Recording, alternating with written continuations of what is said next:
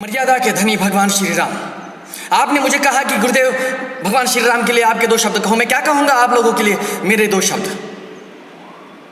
मेरी ये जीवा भगवान श्री राम का वर्णन भला कैसे कर पाएगी। जिस देश में मैं रहता हूँ, जिस देश में मैंने जन्म लिया, जिस देश में मेरी श्वास चलती, जिस देश का अनाज मैं खाता हूँ, और जहां पर मुझे दफन हो जाना है, जल करके नष्ट हो जाना है,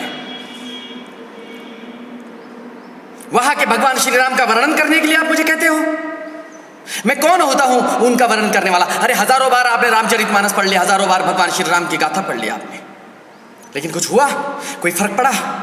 पढ़ते हैं, सुनते हैं, चले जाते हैं अपने घर। और भगवान श्री राम पड़े हैं वहां पर अयोध्या के मंदिर में, टूटे फूटे उस छोटे से झोपड़े में। लज्जा आनी चाहिए हिंदुओं को, डूब मरना चाहिए नेताओं को। राम मंदिर का मुद्दा उठा लिया। यह पाकिस्तान है या हिंदुस्तान है? हिंदुओं को लज्जा नहीं आती? कैसा न्यायालय है ये?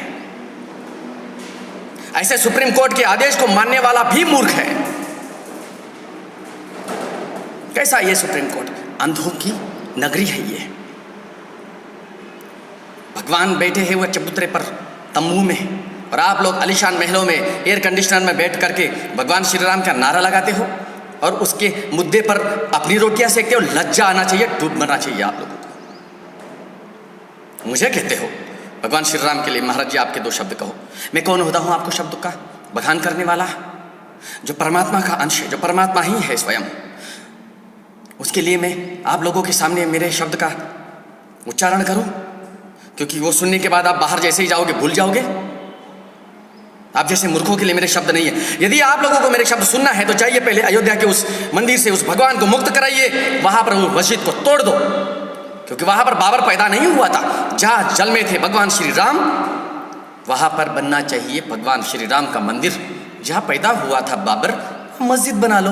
अब बाबर तो पैदा नहीं हुआ था ना हिंदुस्तान में, जिसने नृशंस हत्याएं की हिंदुस्तान की, जिसने हिंदुस्तान की नारियों की, हमारे बच्चों की, हमारे पूर्वजों की नृशंस हत्याएं की, उसे सर चढ़ा लिया। कैसा है हिंदुस्तान है?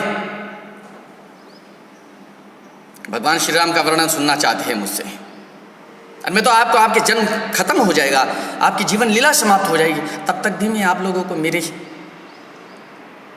द्वारा भगवान श्री राम का वर्णन सुनाता रहूँगा। समाप्त हो जाएगी आपकी जीवन लीला, लेकिन मेरा द्वारा बखान किया हुआ भगवान श्री राम का चरित्र समाप्त नहीं होगा। इतना विशाल विराट समुद्र है वो, सागर है वो, और आप सुनना चाहते हो भगवान श्री राम की लीला मेरे मुख से। यदि वास्तविकता में आपको भगवान श्री राम के प्रति लगन है, आस्था है, विश्वास है, और सच्चे हिंदू हो यदि आप, तो क्रांति की मशाल थामो, उठो और जाओ, लड़ो, आ जाओ सड़कों पर। क्या आपका रक्त मर गया है? क्या आपकी आत्मा षंड हो गई है? क्या आप नपुंसक हो, कायर हो? धर्म का जहां विषय आता है वहां पर आपका रक्त उछाल पर होना चाहिए। सिर्फ व्हाट्सएप फेसबुक पर चिल्ला चिल्ला करके कुछ हासिल नहीं होने वाला। मैंने भी बहुत प्रयास किया, लेकिन आवाज दबाई गई। यदि आप 1000 लोग मेरा समर्थन करते हो, मैं नहीं कहूंगा कि आप मेरे साथ आ जाओ, अकेला ही शेर काफी होता है। मुझे पता है मेरे इस वक्तव्य पर कुछ लोग रिकॉर्ड कर रहे हैं, मेरे इस वक्तव्य को सुनने के बाद कुछ मेरे खिलाफ आंदोलित हो जाएंगे, आंदोलन कर लेंगे, कोई फर्क नहीं पड़ता है। जिसमें साहस है, जिसमें दम है, मुझे प्रत्यक्ष आकर के मिले। पीछे तो एक शेर होता है ना, यदि आपको उसको बंदी बनाना है, मारना है, तो 200-500 कुत्तों की फौज छोड़ दो उसके पीछे।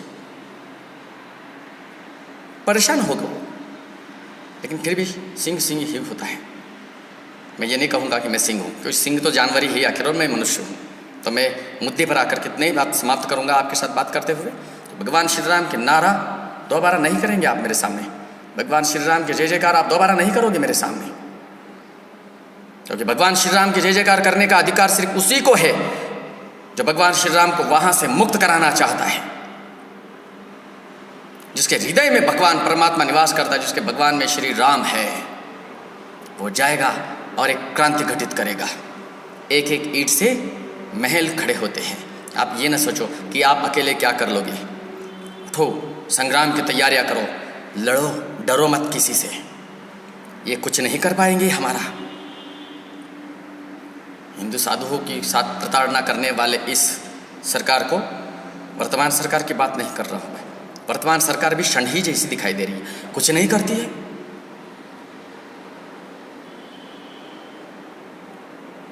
चलो आगे बताऊंगा मैं आप लोगों को, बस अब इतना ही समझ लीजिए। भगवान श्री राम की जय जयकार करने से पहले आप अपने गिरबान में झांक लीजिए कि क्या भगवान श्री राम की जय जयकार करने से पहले आप उस लायक हो या नहीं हो।